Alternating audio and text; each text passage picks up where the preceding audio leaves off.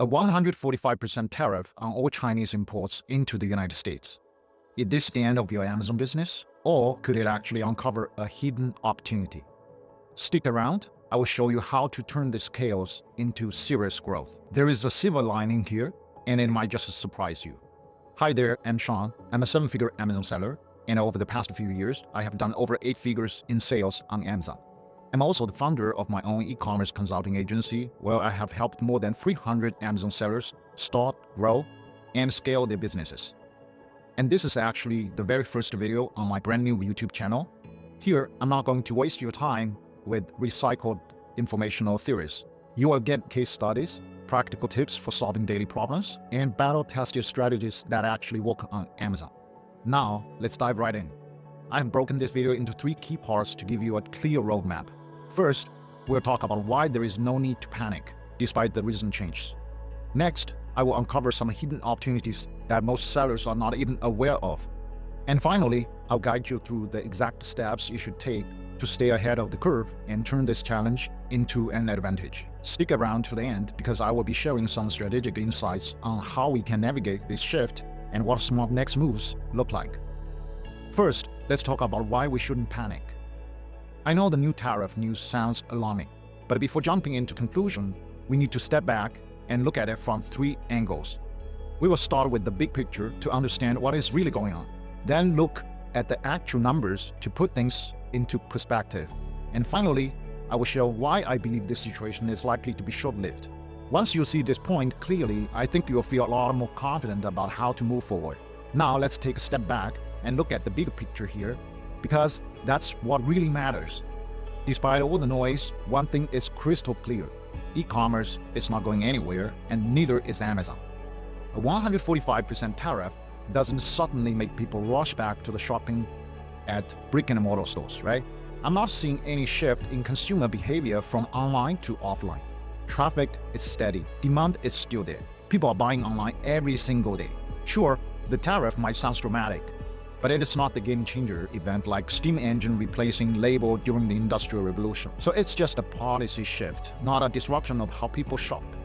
That means the foundation of our e-commerce business is still solid, rock solid. So Amazon will remain the go-to platform for millions of shoppers for the next 5, 10 years, or even beyond. Yes, we may need to adjust our strategy to handle new costs and challenges, and we will get into that a bit. But how about the big picture? It remains unchanged. So e-commerce is not going anywhere, it's here to stay. Amazon is far from dead. Now that we have looked at the big picture and reminded ourselves that e-commerce is still thriving, let's break down what this tariff really means on practical level. The numbers. A lot of sellers, especially newer ones, are misunderstanding how this works. Many people think that the tariff is calculated based on their Amazon selling price or retail price. So they panic because they think, I will need to double or even triple my prices just to be break-even or survive. But that is not how tariff works. Tariffs are actually based on your product manufacturing cost, the amount that you pay your supplier, not the price you sell for on Amazon. So let me give you a simple example to help you to understand. Imagine your product costs $1 to manufacture, and you sell it on Amazon for $10. A 145% tariff would be applied to that $1 manufacturing cost instead of the $10 selling price. That means your tariff is only $1.45, and now your total cost of the goods, including the tariff, goes from $1 to $2.45 to keep your same dollar margin. All you need to do actually is raise your selling price from $10 to $11.45. That's it. You don't need to raise it to $20 or $25. The actual impact of your margin is far lower than what many people assume. This is really important to understand, especially if you are new to the business. The numbers sounded scary at the first, but when you break it down, the situation is actually much more manageable, right? Okay, beyond the numbers, there is something even more important to consider. This situation may not last as long as many fear. Let me explain why I believe this tariff impact will likely be temporary. So, when we look at the ongoing shifts in supply chains and manufacturing capacities, crucial to consider the broad, long-term picture. Yes, the trade war and tariffs between the United States and China have disrupted global trade. But let's be honest, this situation won't stay like this for much longer. Here's why I believe the trade war won't last forever. Tariffs are essentially a bargaining chip, and they're not a permanent solution or a goal. So a trade war between the world's two largest economies, the United States and China, it's a lose situation for both sides. So if this continues, it will lead to global recession, something neither country wants, right? The consequences would be devastating, not just for the United States and China, but for the global economy as a whole. So we have already seen the impact on the US consumers, with inflation rising on essential products, while Chinese consumers have largely been insulated. This is because China's economy has become increasingly self-sufficient. Given its significant leverage in this negotiation, if tariffs stay at their current levels, we risk seeing trade grind to a completely standstill, which simply isn't sustainable for either side. So tariffs, after all, are just a tool for negotiation, not a permanent fix. History provides us with a similar pattern. Back in 2018, the Trump administration imposed a 25% tariff on $50 billion worth of Chinese goods, but the situation was quickly resolved through a deal. This isn't the first time tariffs have been used as a temporary political strategy. And based on these historic patterns, I believe that the current trade war will likely reach a resolution soon. Meanwhile, China has been reducing its reliance on the US market. Since 2018, exports to regions like South Asia, Africa, Europe, Australia have been growing. This shift has made China less vulnerable to fluctuations in the United States' economy policies. So in fact, US exports now accounts for only 2.9% of China's GDP, with exports to the US making up just 15% of its total exports. This highlights how much China has adapted since 2018 and how it's less dependent on US than before. Now, some might think that the trade war will bring manufacturing back to the United States. But let's break this down. While the idea might sound appealing, the reality is more complex when we consider the numbers and the nature of the global supply chains. Manufacturing in China isn't just cost-effective because of cheap labor. Because actually, in fact, labor in China, it's no longer cheap anymore compared to other countries. What truly sets China apart is its deeply integrated supply chains, a highly skilled workforce, strong educational system, top-tier engineering talent, advanced transportation infrastructure, and extensive high-tech automation. These factors work together to production, boost efficiency, and reduce costs in ways that far beyond labor alone. This is what makes China such a powerful and competitive manufacturing hub, significantly more so than the US at this point in time. For example, in 2024 alone, China produces 3.57 million STEM graduates, more than any other country. Tim Cook, Apple CEO, once pointed out the vast pool of skilled engineers in China. He said that in the US, it would be hard to fill a meeting room with tooling engineers. But in China, you could easily fill several football fields. This stark difference in scale is a crucial element in manufacturing efficiency. Bringing manufacturing back to the United States isn't an overnight process. It's a massive undertaking that could take years. Building new factories can take anywhere from 2 years to 3 years or even 5-10 years, depending on the project, right? So now, imagine investing billions into a new manufacturing plant, only for the tariff policy to change. This would put investors in a very vulnerable position. China didn't become the manufacturing powerhouse it is today overnight. It took over 4 decades of careful investment and infrastructure development. Expecting the US to replicate that in just a few years is unrealistic. When we talk about bringing manufacturing jobs back to the United States, there is actually an ironic fact that often goes unnoticed. A survey conducted in the United States found that 80% of the respondents supported the idea of bringing manufacturing jobs back to the United States. However, when the same group was asked whether they would actually want to in those facilities, only 20% of them expressed any willingness to do so. It is such an ironic and telling fact about the realities of the workforce and the challenges the United States faces when it comes to manufacturing jobs. People may want manufacturing jobs back, but not necessarily in their own backyards. Given everything we have just discussed, it is clear that bringing manufacturing jobs back to the United States isn't something that can realistically happen in the short term. This further reinforces the idea that the tariff threat is less than actual production and more about leverage. It is a political bargaining chip, a bold statement meant to gain negotiating power rather than a check that can be cashed anytime soon. So when you look at the scale, cost, and timeline required to build a competitive manufacturing base, it becomes obvious. This isn't the true goal, right? So it is a strategic move designed to drive other deals forward, especially under Trump's negotiation style. So another fact worth noting is that the US economy is primarily service-based, not manufacturing or production-based. So industrial like finance, technology, and software dominate, offering much higher profit margins compared to traditional manufacturing. So companies like Microsoft, Google, and Apple generate vast revenues from digital products and services rather than physical goods. So given this fact, it simply doesn't make sense for the US to prioritize low-profit manufacturing jobs when the focus is on high-profit service industrials that drive economy forward. But here's the thing. China knows that the prolonged trade war is damaging to both sides. That is why China is willing to negotiate. And China holds a number of strategic cards in its hands that could help both sides reach a resolution. So one of China's most significant leverage point is its position as the second largest holder of US Treasury securities or US debt. So if China were to sell off a large portion of its Treasury holdings, it could raise US borrowing costs and put significant strain on the US economy. So as of January 2025, China holds roughly about $661 billion in US Treasury securities. For context, Japan's recent sell-off of these securities caused a dramatic rise in Treasury yields, with the 30-year yield experiencing its largest three-day increase since 1982. This is just one example of the leverage China holds.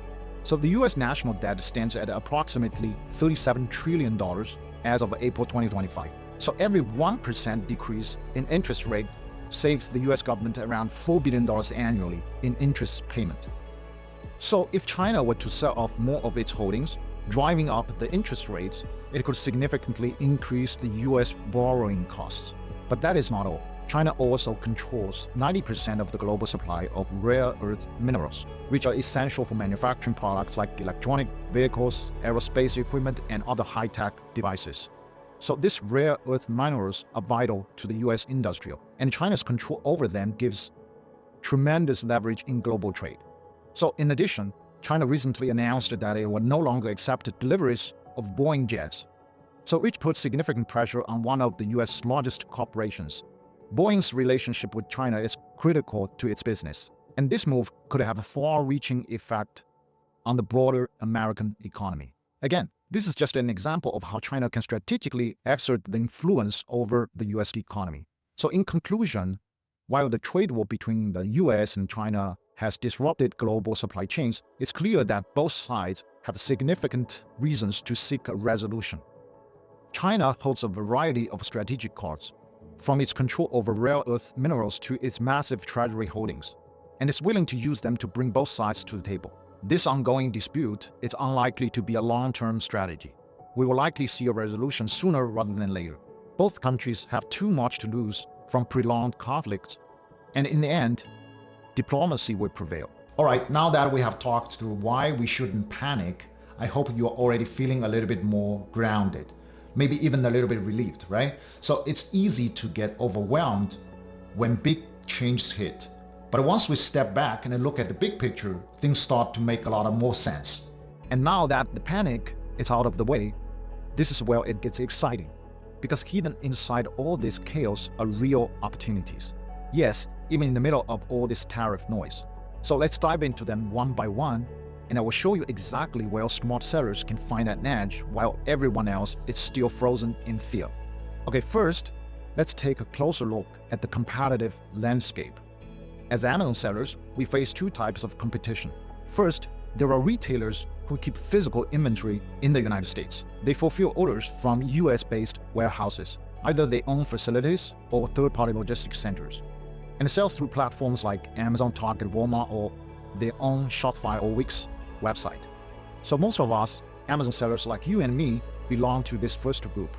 We store our inventory in the United States and operate under FBA program, which stands for Fulfillment by Amazon.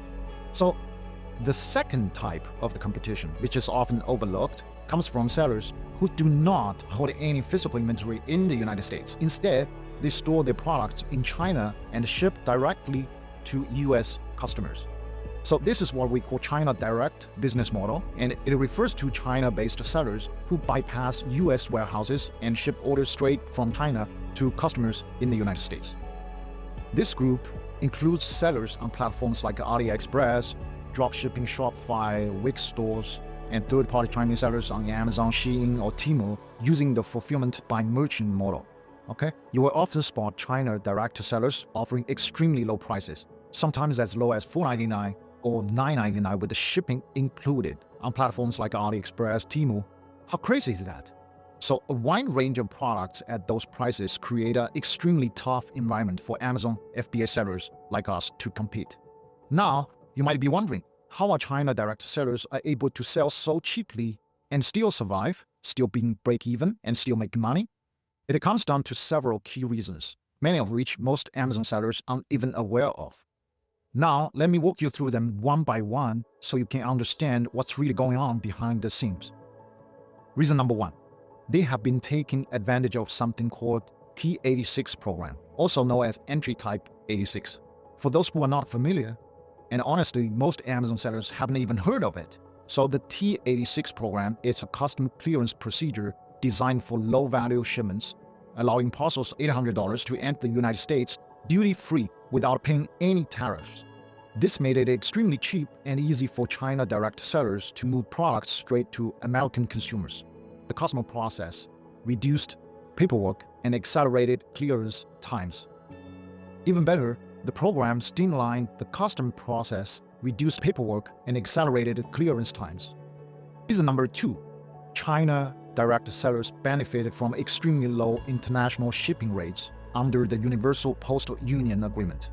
So the UPU, or Universal Postal Union, it's a specialized agency of the United Nations that coordinates postal policies among countries and sets the international postage rate. Under UPU rules, developing countries can benefit from discounted shipping rates, allowing them to send small parcels internationally at much lower cost than domestic shipments within developed countries like the US. Because China used to be classified as a developing country under the UPU rules, it enjoyed much low terminal dues, meaning the fees for delivering international packages are heavily discounted. So as a result, shipping a small parcel from China to the United States could cost as little as $2, whereas shipping a similar parcel domestically within the United States might cost $5 to $8 or more. So think about this. Together, the T86 duty exemption and extra low shipping costs allow China direct sellers to offer prices that were nearly impossible for sellers like us to compete.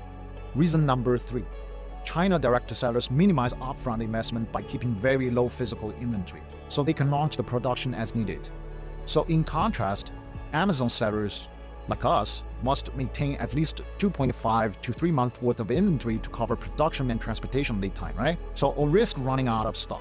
This is not only tied up a significant amount of cash, but also result in high storage fees for maintaining higher inventory levels. Reason number four, many China direct sellers employ black hat strategies to game the tax system. As foreign entities, they avoid paying US corporate income tax, and at the same time, they open US-based bank accounts to receive order payments and hide income, dodging tax obligations in China as well. So this further slashes their costs. Reason number five, when exporting to the United States, Chinese sellers receive an average 8 to 13 export tax rebate from the Chinese government, an incentive specifically designed to encourage export. This rebate significantly boosted their profit margins and direct model that we just discussed, low inventory investment, huge tax benefit, no tariffs, faster customer clearance process, and short lead time overall for order fulfillment. In almost every single critical area, the China direct model gave these sellers massive advantages, allowing them to steal market share from local Amazon FBA sellers like us. Let me ask you this. Just take a wild guess. How many total China direct packages were shipped to the United States over the past 2 years? Give a guess. Seriously, think about it for a second. Get a number in your mind? Are you ready for this? Here it is. The answer is 1.1 billion. Yes, you heard it right. Billion, just let that sink in. That's the scale we are talking about. That is the level of market penetration these sellers had, and why the playing field felt so uneven for so long. But here is good news. This situation is about to change dramatically. First, The T86 program has been eliminated starting from May 2nd, 2025. Parcels under $800 is no longer be exempted from the tariffs or custom brokerage fees. So China direct sellers now have to go through the exactly same import procedures as everyone else, adding significant cost and longer lead time. A 140 tariff or flat fee of $100 per item would be imposed, whichever is higher. To make it even better, the flat fee will increase to $200 per item on June 1st, 2025. Second, the UPU shipping subsidies for China are effectively ending in early 2025. So this means China direct sellers will face much higher international shipping costs, narrowing the huge price advantage they have enjoyed. Third, the Chinese government has started cracking down on illegal tax manipulations. So this will further increase the operational risks and the cost for China direct sellers. In short, China direct sellers are about to lose their two biggest weapons: tariff-free imports and actual low shipping rates. They were facing higher cost, longer delivery times, and more complicated logistics. And for us, Amazon sellers operating with inventory inside the United States, this opens up a huge opportunity. With the China direct sellers losing ground, competition will thin out dramatically. The playing field will finally level, giving us a much better chance to win market share and grow our businesses. In fact, we're already seeing early signs of this shift. Temu, one of the major platforms that has a lot of China direct sellers, significantly scaled back its US advertising efforts. Most notably, it completely Google Shopping ads as of April 9th, 2025. This decision came right after the new US tariff on Chinese imports took effect, severely impacting Temu's ultra low-cost business model after stopping its Google Shopping campaigns. Temu's paid search visibilities collapsed, with its impression share falling to 0% by April 12th. Its App Store ranking also dropped from a consistent third or fourth position to 58th places within just 3 days. So the sharp reduction in advertising is part of Temu's broad strategy to adjust to the skyrocketing costs associated with the new tariffs, which have wrecked their ability to ship cheap goods directly to American consumers. So it is a great time to be an Amazon seller. The tides are turning, and we're perfectly positioned to ride the next wave. With the China direct sellers losing their competitive edge, there is another big shift happening that is going to make the competition a lot more fair for all of us, especially for those of us actually playing by the rules. The termination of the T86 custom program does not just affect China direct sellers. It also shut down the loopholes that some black sellers based in the United States were taking advantage of. So these sellers, even though they had inventory stored in the United States, often in Amazon FBA warehouses, were still manipulating the system to gain an unfair edge. Now you might be wondering, wait, I thought T86 was just for China direct shipping. How could regular Amazon FBA sellers take advantage of it too? Good question, actually. Let's break it down real quick. So even though T86 was mainly used for direct from China shipments, some black Amazon FBA sellers were actually abusing it too. So here's what they do. Taking example of a shipment of $8,000. Instead of one big shipment, they actually split it into 10 separate shipments, each one just under $800. This would allow them to skip paying tariffs and custom brokerage fees under the T86 program. So by slicing a big shipment into 10 little packages, they avoided a ton of extra costs that honest sellers like you and me had to pay. And that gave them unfair pricing advantage. But now, with the T86 program getting shut down, that loophole is gone. No more dodging duties by playing games with shipment sizes. Now, whether it is a small shipment or a big one, it's going through the full custom clearance process with duties and brokerage fee applied. Good news if you are selling the right way. No more losing sales to sellers who are gaming the system. The playing field is leveling out to some extent. Now that we have talked about how some competitive advantages are shifting, let's dive into another fact that could offset increased tariff for Amazon sellers: the dramatic drop in freight costs. While much of the focus has been on tariff increases, there is another key development that isn't getting enough attention. So the freight costs have taken a sharp dive.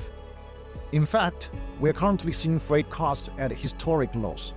To put this into perspective, let's look back at the peak of the COVID-19 pandemic.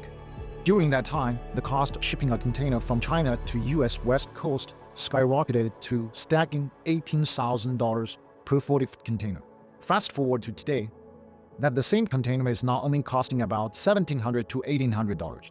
That's nearly a 90% drop from the peak during the pandemic.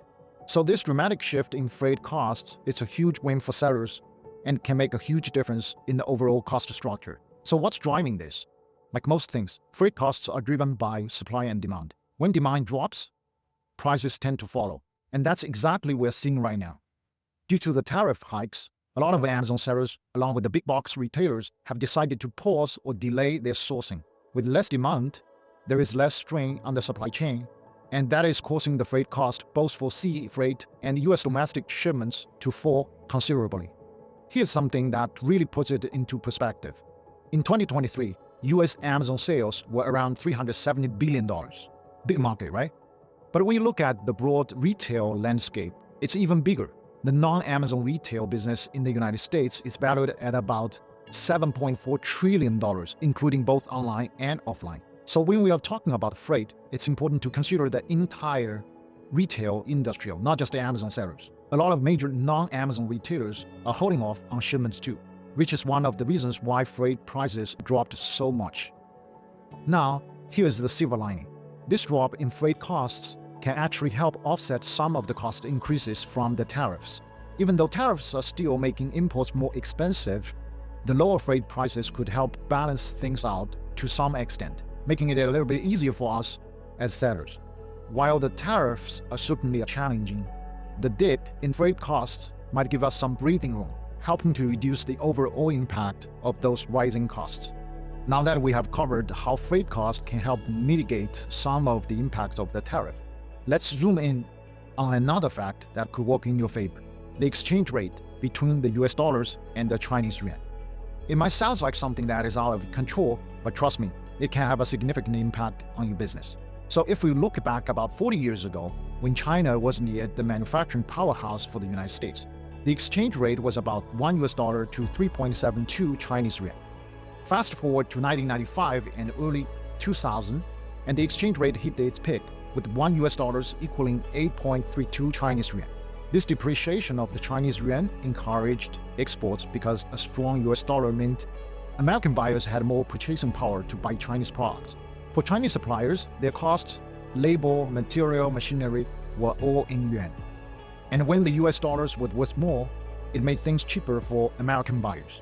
Now, fast forward to today, shift a little bit. As of now, $1 equals to approximately 7.31 Chinese yuan, compared to $7.22 yuan before the tariff were implemented. So this means the US dollar has been gaining some strength, offering more purchasing power when sourcing from China. So this exchange rate could actually work in your favor. With a stronger US dollar, you may have more room to negotiate prices with your supplier since their costs are in Chinese yuan. That said, we're not sure if the Chinese government will choose to depreciate the Chinese yuan further to mitigate the situation. So it's not a certainty. It might happen or it might not. But if it does, it would definitely be in our favor and could offset some of the negative impacts of the tariff. As we have seen shifts in freight costs, exchange rates, and tariffs are definitely reshaping the way of sellers need to approach the market. But there is an even bigger, more immediate opportunity for you, especially if you are a smaller or newer seller, thanks to change in the supply and demand. So here's the deal. Both Amazon sellers and big box retailers are holding back orders, right? So the large retailers who usually place massive orders are now pulling back because of the tariffs. This means factories that used to cater to those huge orders now have some serious unused capacity. And guess what? That's your opportunity. In the past, small Amazon sellers often did not have much bargaining power, especially when it comes to things like minimum order quantity, pricing, or payment terms. But now, with factories dealing with much less business and much lower overall order volumes, you have got a much better shot at negotiating better terms. Now is the time to push for lower minimum order quantity or more favorable pricing. You might just find that the suppliers are more willing to meet you halfway than ever before. Many shipping companies are canceling sailings due to not having enough cargo to fill the ships. This is a strong sign that demand in the market has dropped significantly. While this could just be a temporary thing, maybe even driven by psychological factors, it's still a good chance for you to gain a bit of in negotiations. So if you have been struggling to negotiate bad terms with your suppliers in the past, This might be a golden opportunity to score better pricing, small order quantities, and overall better terms. It's a kind of break that smaller sellers have been waiting for. So while the shifts might offer new opportunities, we also need to be realistic and prepare for the possibility that the tariff would stick around longer than we expect. As we often say, hope for the best and plan for the worst. So what if the tariffs stay in place? If the tariff do stick around, one thing we could do is adjust our prices to offset the cost increase, right? So I fully understand, as an Amazon seller, being the first one to raise your price could be nerve-wracking. You might worry about losing your keywords rankings or seeing a drop in your sales velocity. But here's the thing. If the tariff stays in place, other sellers are eventually going to have to raise their prices too. It is just a matter of time before that happens. And here's the good news. Some of the bigger companies are already making moves. In response to new US tariffs, both Temu and Shein, known for offering rock-bottom prices, have significantly raised prices. So Temu is adding up to 145% in import charges, while Shein has increased prices by up to 377% on some items. If these giants are leading the way, smaller sellers will likely follow them. So raising our prices doesn't mean it is the end of the world or end of your Amazon business. Let's consider another potential shift. What if the landscape of e-commerce changes due to these tariffs? While I don't anticipate this happening, but if it does, it's important to remember that the expertise and the skills we have built as Amazon sellers are transferable. Even if we need to adjust to a new approach, we'll still have the core capabilities to succeed. So I'll give you an example that happened on myself. Okay, I have been selling online since 2009, starting with my own brand website. Over the years, I have gained tons of experience running Google ads, managing marketing campaigns, and navigating the world of online shopping. Okay, in 2018, I shifted my focus to Amazon, and all that experience easily transferred over. So whether it is Google ads, online marketing, product listing building, or sourcing, the fundamentals are the same across all e-commerce platforms, Amazon or my own website. No matter the platform or sales channels, the core skills are exactly what we need to succeed, no matter how the landscape changes. The foundation we have built on Amazon gives us the flexibility to adapt and pivot quickly if we need to. So even if we have to shift to another approach, we have the expertise to continue being successful. Now, let's think about a scenario where the tariffs are still in place and raising prices or switching approaches isn't enough. So what if we need to find other countries to source our product from? It might seem like a big challenge, but it could actually open up another significant opportunity. Why? Here's the reality check. Over 50% of the top sellers on Amazon.com are based in China. And about 63% of all third-party sellers on Amazon are also from China. With this level of competition from Chinese sellers, it can sometimes feel overwhelming, right? But here's where we could have a major advantage if things shift. Chinese sellers have two key advantages. First, they're close to the manufacturing base, which helps them sourcing product at a much lower cost. Secondly, they speak the language, so giving them an edge when it comes to negotiating or communicating with manufacturers, right? So these advantages allow Chinese sellers to stay highly competitive on Amazon.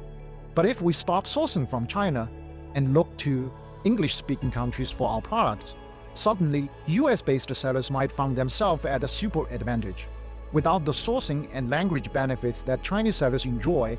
So it becomes easier for us to compete, right? And with less competition from China-based sellers, Amazon could become an even more rewarding marketplace for us.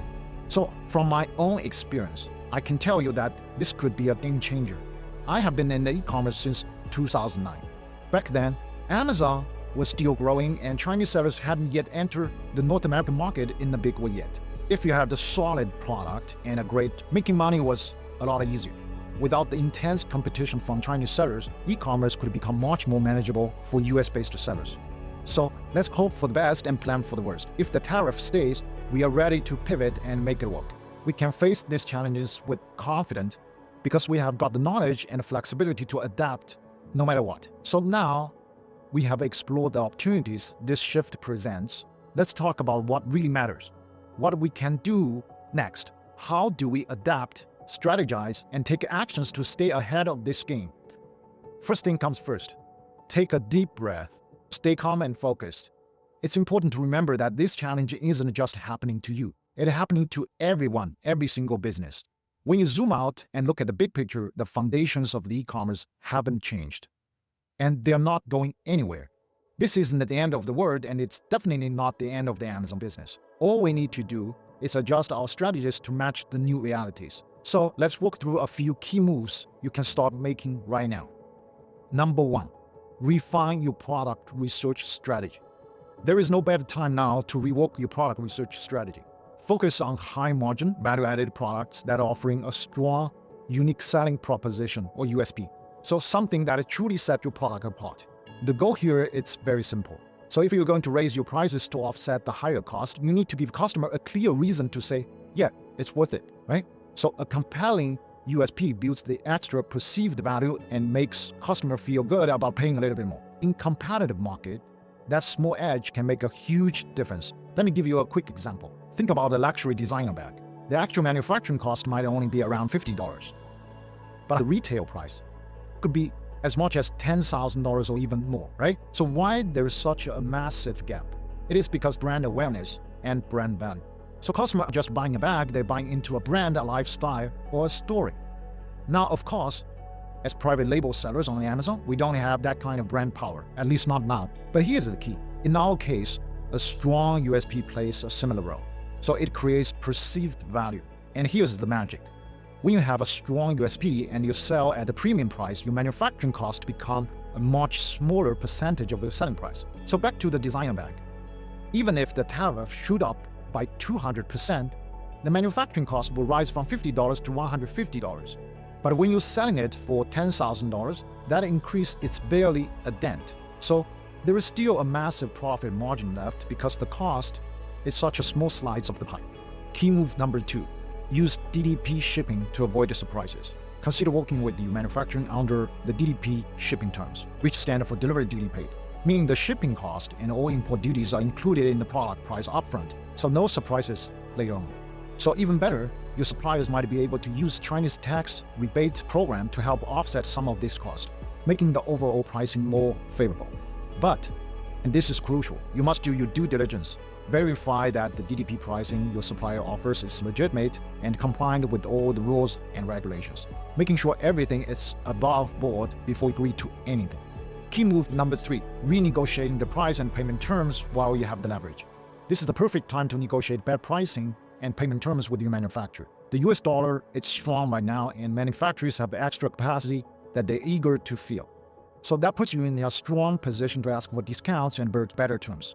Do not leave that opportunity on the table. So every dollar you save now helps you to stay more competitive later. Key move number 4, optimize your supply chain for efficiency. In challenging times like this, every dollar counts, and every inefficiency chips away at your profits. Now is the time to take a hard look at your entire supply chain and eliminate unnecessary cost. You have to ask yourself, are there more cost-effective sourcing options, or are there steps in the process that can be improved or automated? Even some small improvements can lead to meaningful savings. So the goal is very simple. Build a leaner, more cost-effective operations that keeps you competitive and profitable even in a tough market like this. Key move number 5, stay alert and responsive to market shifts. Keep a close eye on your niche and stay flexible. Monitor your competitors. So watch how the market is moving. You don't have to be the first one to make the price adjustment, but you do want to be ready to move when the time is right. So by staying alert and strategic, you will be able to react quickly and protect your margins without losing your footing. Steps we just talked about: refining your product research strategy, leveraging DDP wisely, negotiating better deals with your suppliers, optimize your operations and supply chain, and stay tuned into market shifts. You will be well positioned to weather the storm and thrive, no matter what the market throws at you. Remember, hope for the best but plan for the worst, and the success will follow. Now that we have covered the actionable steps to adapt and stay ahead, it's important to remember that long-term success in a shifting landscape depends on staying flexible and thinking proactively. Imagine the stock market during the downturn. So most people panic. They freeze, sell off, or walk away. But how about the experienced investors? They stay calm, recognize the fear in the market, and buy the dip. When the market recovers, they're the ones who come out ahead. Still, many people repeat the same mistake over and over again, regretting their inaction and saying, I should have done something, yet freezing the next time fear takes over. This tariff situation is no different. I'm not asking you to take reckless risks or jump in blindly. What I'm encouraging here to take a step back, see the big picture, and make smart, strategic decisions. This isn't about gambling, okay? So it's about staying rational, staying grounded, and moving forward with clarity while others are stuck in fear. So every challenging brings new opportunities. The sellers who can pivot, plan, and act will come out ahead, just like those who succeed during the COVID disruptions and global supply chain crisis. So if you can adapt to this change, success is still very much within reach.